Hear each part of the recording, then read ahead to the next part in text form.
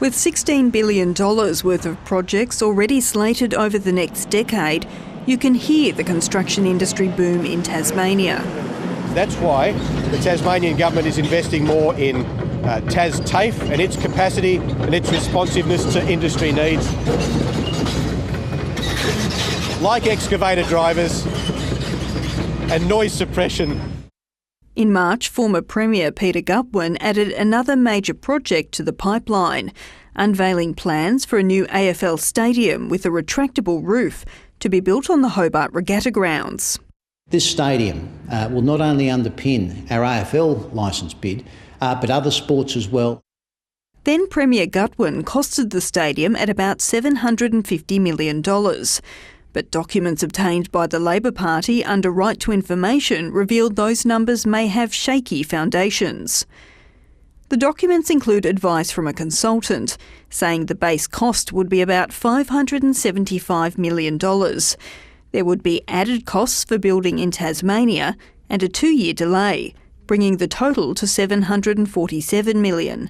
But his report notes you'd still need to add site-specific costs, reiterating it's a ballpark cost advice. We need the government to get serious about this bid and not become a laughingstock, because that's what this proposal is.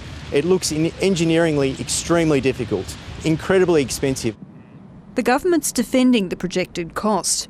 Last week's state budget included about $1.3 million for a stadium feasibility study. We had to be able to explain to Tasmanians what it could cost. Now we need to go and do the work to find out what it will cost us if we proceed. The chair of the AFL task force, Brett Godfrey, says the new stadium isn't integral to the licence bid.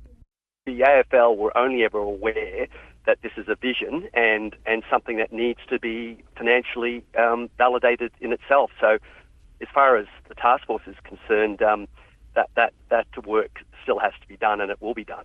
Labor says it still fully supports Tasmania's bid to get its own AFL team. That bipartisan support means members of the AFL task force are not worried by a political argument over a new stadium.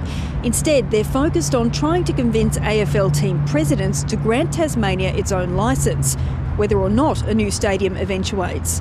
Laura Beavis, ABC News.